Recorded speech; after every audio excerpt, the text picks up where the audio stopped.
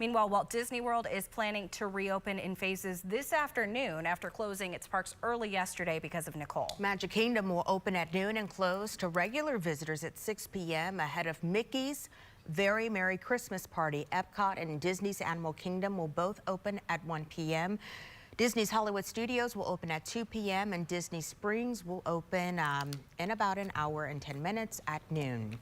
Other attractions in the area also impacted and closed because of the storm. Universal Orlando will reopen in phases later today once they finish assessing the damage there. And SeaWorld Orlando is closed today. They plan to reopen tomorrow. SeaWorld says guests with tickets for today can use them any operating day through the end of the year, December 31st.